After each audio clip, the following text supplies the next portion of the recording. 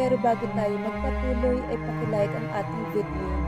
Ganun din ang subscribe button, pati na rin ang bell icon para lagi kayong updated sa mga parating ko pang mga uploads.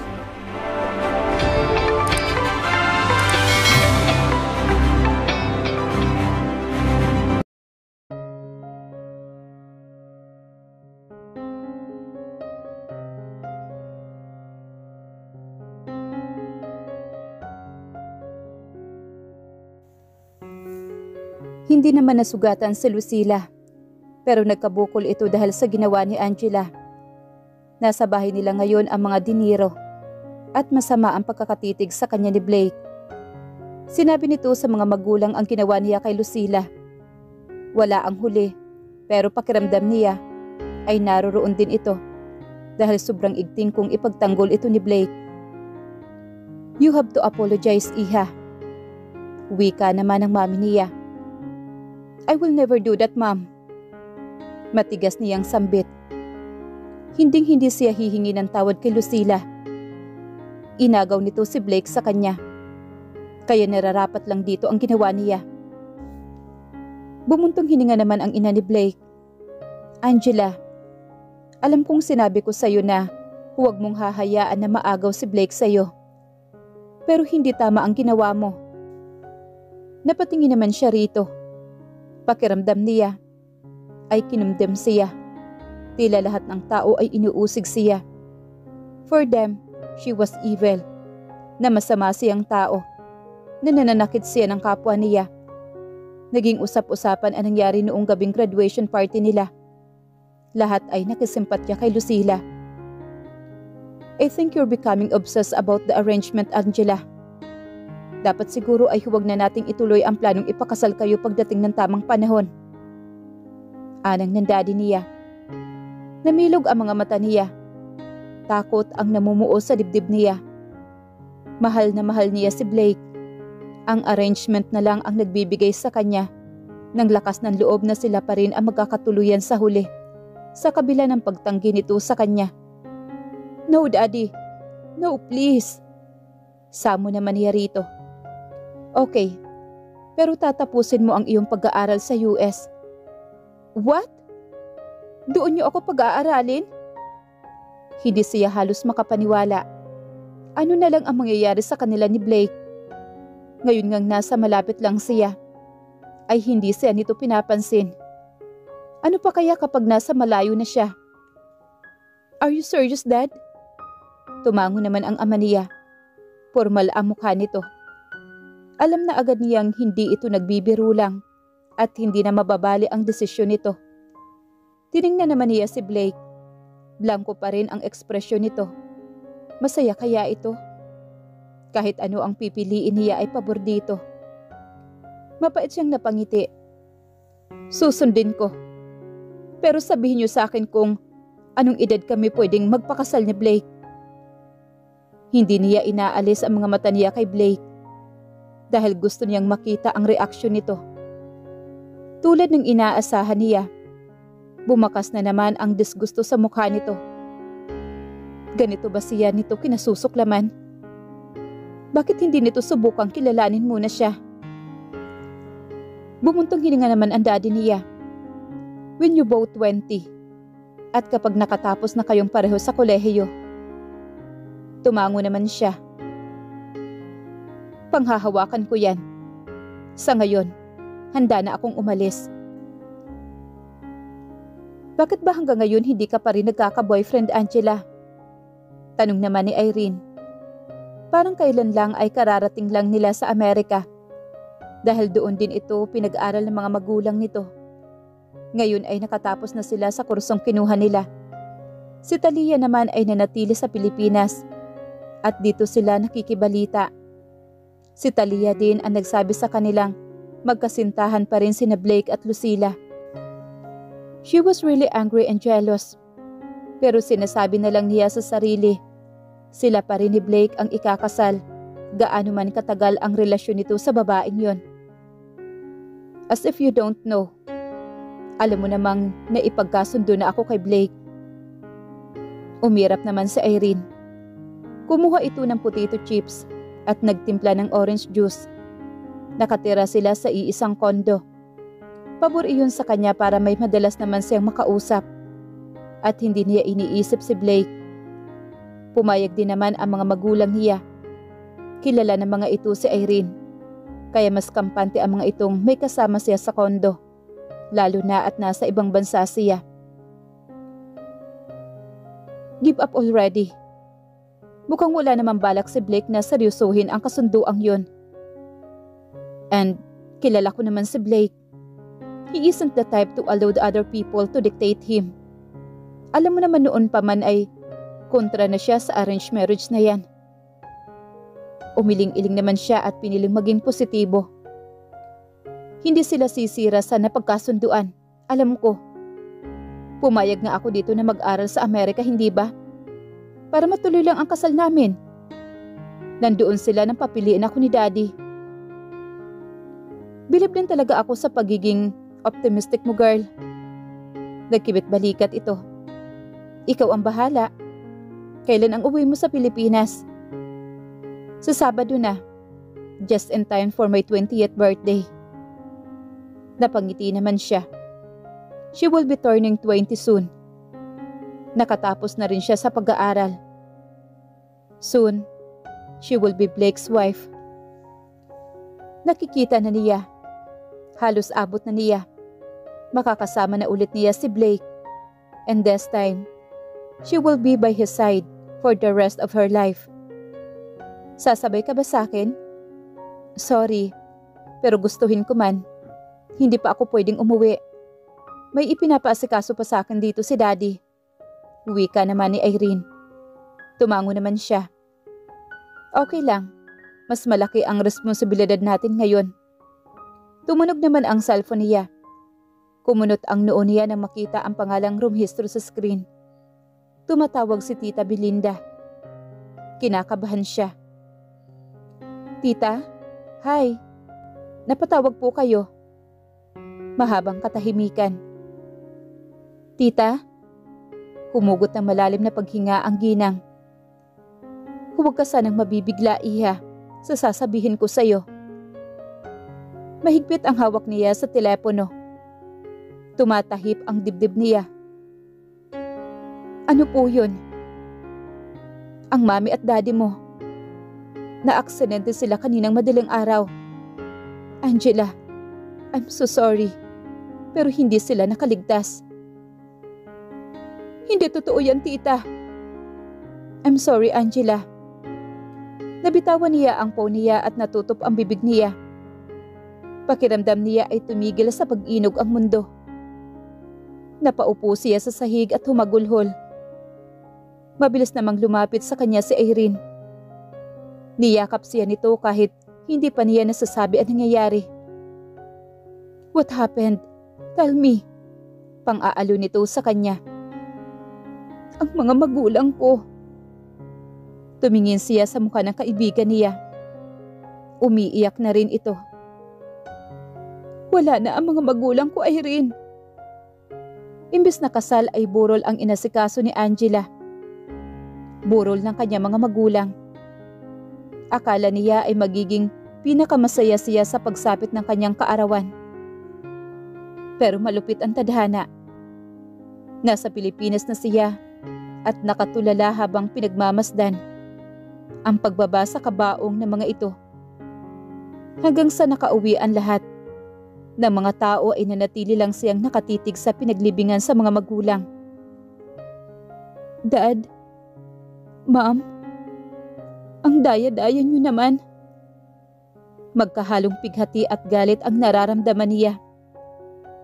Galit dahil sa bigla ang pagkamatay ng mga magulang. Nahuli naman ang bumaga sa sasakyan ng mga ito. Pero nag-aalab pa rin ang puot sa dibdib niya. Angela. Napalingon siya sa pamilyar na tinig na iyon. Si Blake. For the first time, his face didn't show resentment. Bagkus pakikiramay at lungkot ang nasa mga mata nito nang titigan siya nito. Kanina ka pa rito. Nag-aalala na si na mama at papa sa'yo. Hindi siya nagsalita at muling itinuon ang tingin sa libingan ng mga magulang. Angela, papadilim na at mukhang uulan pa. Isa pa, kailangan mo rin magpahinga muna. Wala ka pang maayos na tulog mula nang dumating ka galing sa Amerika.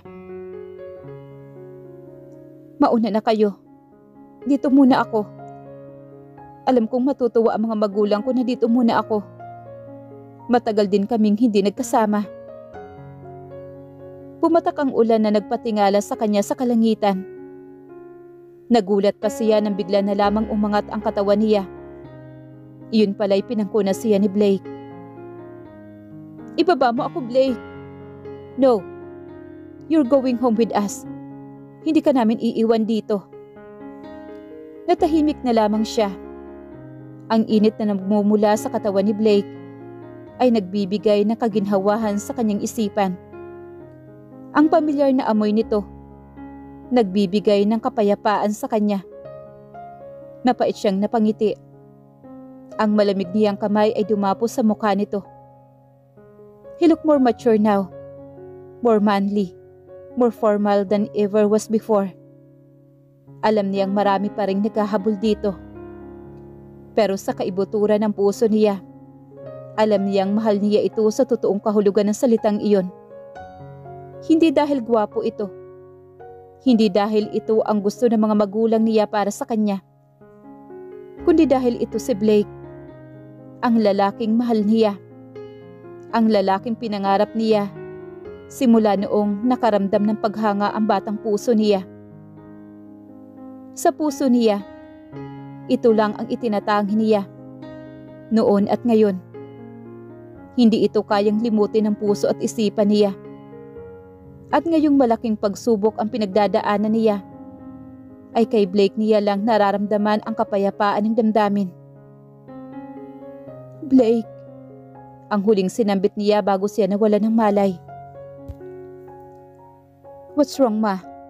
Tanong naman ni Blake sa ina nang makitang bitbit nito palabas ng silid ni Angela, ang tray na halos hindi nagalaw na pagkain.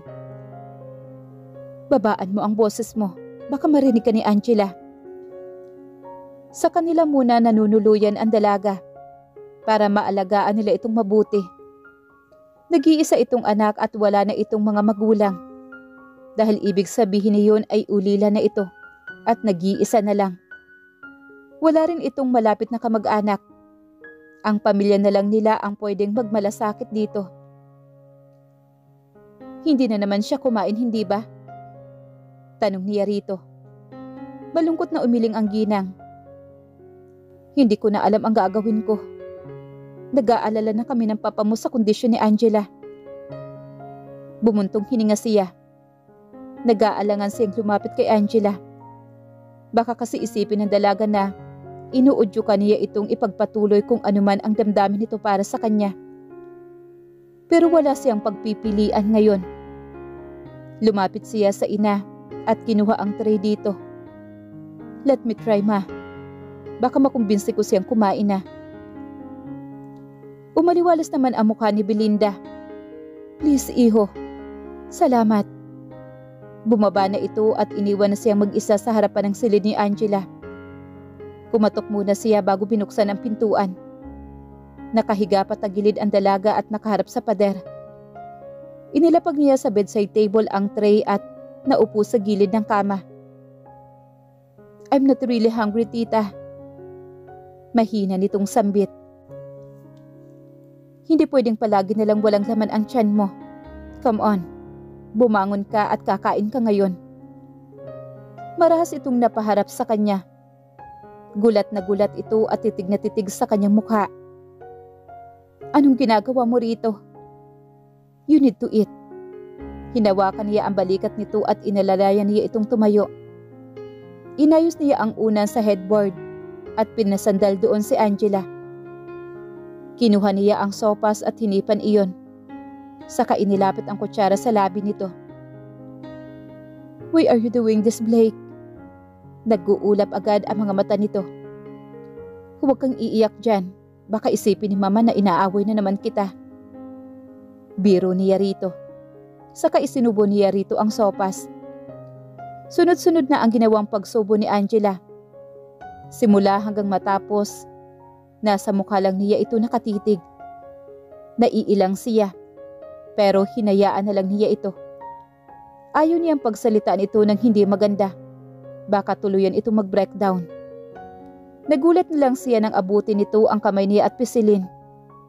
Thank you, Blake. Hindi ko alam kung kakayanin ko kung wala ka. Tumango lang siya. Magpalakas ka, Angela. Simula ng araw na iyon ay ayaw nang kumain ni Angela kung hindi siya ang kasalo nito. Nagtatampo na si Lucila dahil kinakain ni Angela ang oras niya. Pero naaawa siya kay Angela. Sa kanya ito kumukuha ng lakas ng loob. Kaunting panahon pa at kakausapin na niya na masinsinan si Angela.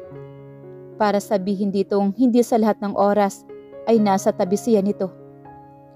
Mga katok sa silid niya ang pumukaw sa paglalayag ng diwa niya. He stood up and opened the door. Si Angela ang napagbuksan niya. I want to bake. Magpapasama sana ako sa iyong mamili ng mga gagamitin ko. Nakatingin siya ng diretso sa mga mata nito. Nagniningning ang mga mata nito. Gusto niyang tumanggi pero naisipan niyang makakabuti rito ang may mapaglilipangan para hindi nito naiisip ang nangyari sa mga magulang nito. Sure, magbibihis lang ako. Pwede bang dyan na lang kita hintayin sa loob ng silid mo? Kumunot naman ang noo niya. Sige, pasok ka. Niluwagan niya ang pagkakabukas ng pintuan at pinapasok ang dalaga. Kumuha siya ng damit sa tukador at dumiretso sa banyo. Paglabas niya ay wala na si Angela sa silid. Pero nakita niya ang punit na litrato nila ng nobya sa ibabaw ng kama. Siya ay napabuntong hininga. Paano ko ipapaintindi sa'yo na I will never be in love with you, Angela? Bulong niya sa kawalan. Kinalap niya ang napunit na litrato at itinago sa drawer. Gusto niyang magalit kay Angela pero baka kung ano pa ang mangyari rito. Kaya pinabayaan na lang niya.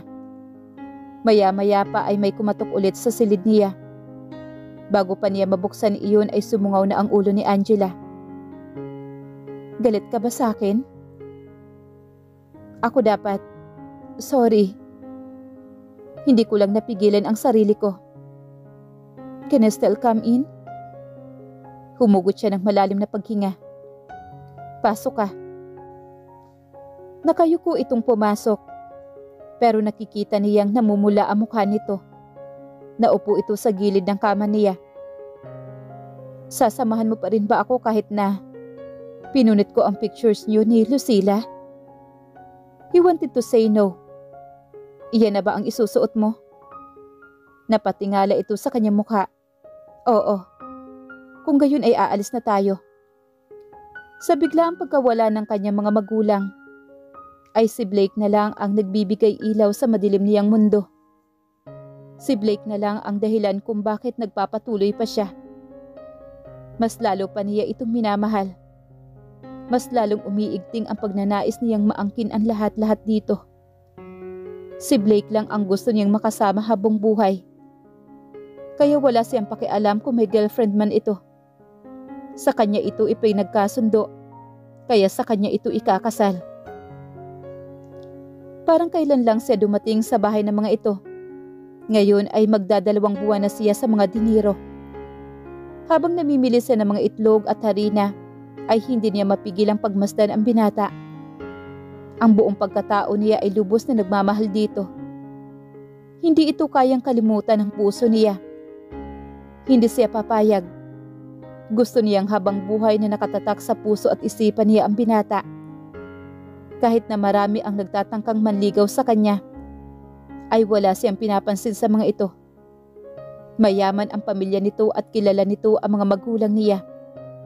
Ang sabi nito, noong maliliit pa sila, ay makailang beses din daw na dumalaw ang mga ito sa bahay nila sa probinsya dahil sa negosyo. Binigyan pa siya nito ng origami swan para ipaalala sa kanya ang pangalan nito, Roald. And yes, she remembered the origami swan. Nakadisplay iyon sa kwarto niya sa probinsya. Nakakatuwang nagkita sila ng hindi sinasadya sa Amerika, ng taong nagbigay sa kanya ng swan noong bata pa siya. Kung hindi niya mahal si Blake dinero, maaaring sagutin niya si Roald. Angela. Untag naman ni Blake kay Angela. Ha? Napakurap-kurap siya. Ang layo na narating ng isipan niya. Saglit niyang nakalimutang namimili nga pala sila ni Blake na mga gagamitin niya sa pagbibake. You're spacing out. Ano bang iniisip mo? Wala. Tapos na ba tayo rito? Oo, uwi na tayo. Hinawakan niya ang kamay ng binata at tumingin sa mga mata nito. Nagugutom ako. Pwede bang kumain muna tayo bago umuwi? Ang totoo'y busog siya pero gusto niya lang makasama si Blake. She wanted to fantasize that she was on date with him. Bumakas ang pagtutol sa mukha nito, pero hindi nito magawang sambitin iyon. Sa ilang buwan niyang pananatili sa mga dinero, ay halos kabisado na niya ang ibig sabihin ng mga ekspresyon ni Blake. Hindi nito gusto ang ginagawa pero napipilitan ito. And she was taking advantage of the situation. Alright, saan mo ba gustong kumain? Kahit saan mo gusto. Okay Tara. Dinala siya nito ni Blake sa Bizera. Kaibigan daw nito ang may-ari nito. The Salpicao. He is really good. You should try it. Sige, ang pinakamasarap na salpicao na natikman niya ay luto ni Roald. The man who owns this resto is very awesome. Mga bata pa lang kami ay magkakilala na kami. His family used to visit ours in province. Kailangan ay makilala mo siya. He is single. Nabura ang ngiti sa mga labi niya sa sinabi nito. Bakit pakiramdam niya ay sinasabi nitong baka magustuhan niya ang kaibigan nito? Ano ba ang hinahanap ni Blake na hindi nito nakita sa kanya? She was prettier than Lucila. Mas matalino rin siya rito. Mas mayaman. Mas malapit ang pamilya nila sa pamilya nito. Pero bakit ayaw nito sa kanya?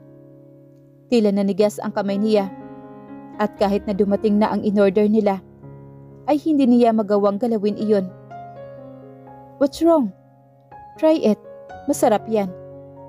Nagulat siya nang biglang dinampot ng kung sino ang tinidor at kutsilyo sa kahiniwa ang karne sa plato niya. She wants her meat cut into tiny slice. Anang pamilyar na boses. Napatingin siya sa nagsalita. Roald? Hindi niya inaasahang makikita niya ito sa lugar na iyon. Ang buong akala niya ay nasa Amerika pa ito. Ngumiti ito at hinaplos ang pisngi niya. Sinabi sa akin na kakain ka ngayon. Naghanda sana ako ng isang bouquet ng roses para sa'yo. Roald? Sambit din ng Blake sa pangalan ng lalaki. Blake? Ikaw ba yan? Yes, you. Tumingin muna sa mukha niya si Blake bago muling tumingin kay Roald. You know each other? Of course. Isa ako sa maraming manliligaw kay Angela sa US. At tiningnan siya nito na may pagmamahal. Bago muling ibinalik ang tingin sa binata. Hindi ko inaasahang makikita ka rito. The last time you were here, kasama mo ang girlfriend mo. What's her name again? Sophie? Lumapit si Roald at tinapik si Blake sa balikat. Nag-iwas siya ng tingin at nakita niya sa gilid ng kanyang mga mata na tumingin sa kanya si Blake bago ito sumagot. Lucila. Her name's Lucila. Oh yes, Lucila, tama. Tumingin din sa kanya si Roald. Wala itong kaalam-alam na si Blake ang dahilan kung bakit hindi niya mabuksan ang puso niya rito. Bakit magkasama kayo ni Angela? We're engaged. Mabilis niyang sabi rito. What? Nabura naman ang ngiti sa mga labi ni Roald. No, hindi yan totoo. Magkaibigan lang kami. Sinamahan ko siyang bumili ng mga gagamitin niya sa pag-bake. Naninikip ang dibdib niya. Napayuko siya at sumubo ng karne. The pain was like poison. ang lumulukob sa buo niyang pagkatao. Masakit na masakit. Humahapdi ang lalamunan niya sa pagpipigil na umiyak. Angela, you're baking? I'm glad. Ako ang nagmungkahi sa iyong subukan ang pagbibake, hindi ba? Lumipad ang tingin ni Blake sa kanya. May kung ano sa mga mata nito na hindi niya matukoy. Roald, we need to go. Wika niya. Hindi pa tapos kumain si Angela. Alam mo bang paborito niya ang salpikaw? Okay then. Angela, dito ka na muna. Ihahatid ka naman siguro ni Roald mamaya. Magkakilala naman pala kayo, hindi ba? Tumayo naman siya. Sabay na tayo ngayon. No, you stay here. Pupuntahan ko pa si Lucila. Nanginginig ang kamay niya. Gumuhit ang sakit sa mga mata niya dahil sa sinabi nito. Paano ba niya makukuha si Blake mula kay Lucila?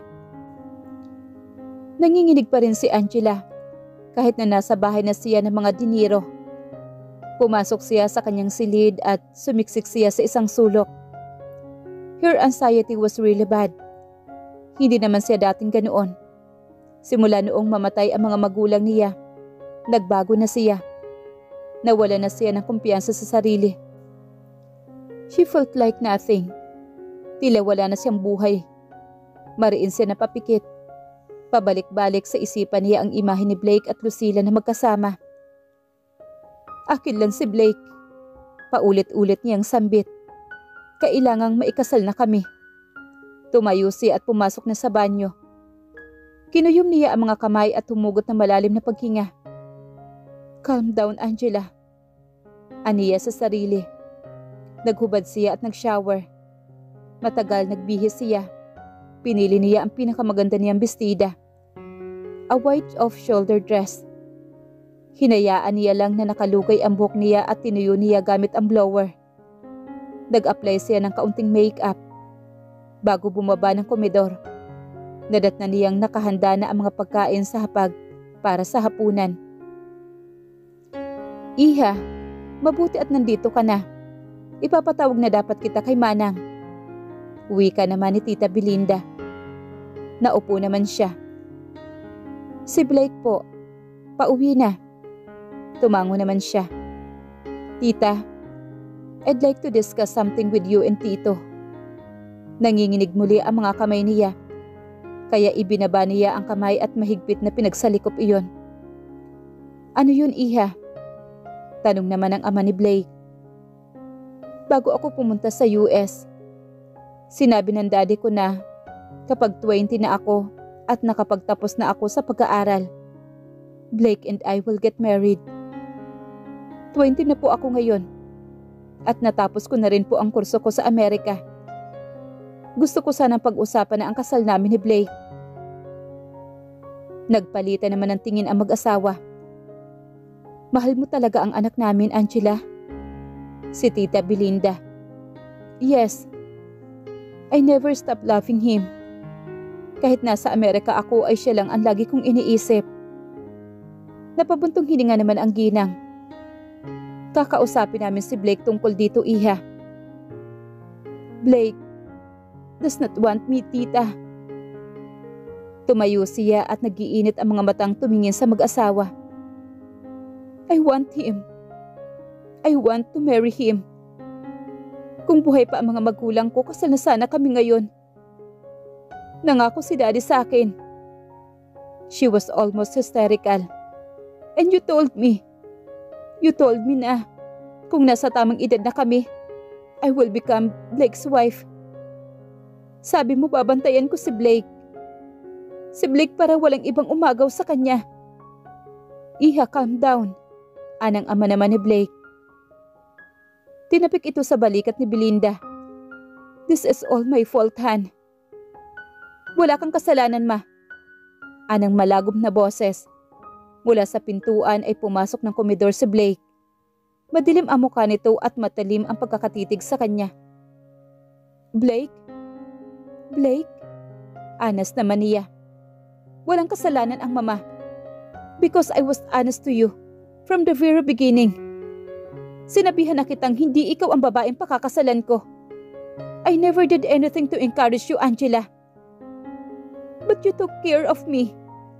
Sigaw naman niya. Dumaloy na ang masaganang luha sa kanyang mga mata. I took care of you because you need us. You need me. Pero hindi ibig sabihin niyon ay gusto na kitang mapangasawa. I have already found the one for me, Angela. At hindi ikaw yon. Sumakit ang dibdib niya. Nanginginig siya. Namumutla siya at hindi makahinga. I will never give up, Blake. Pagkasabi niyon ay tumakbo na siya para sana bumalik sa kanyang silid. Pero hindi pa man siya nakakalayo. Bumagsak na siya at nawala ng malay.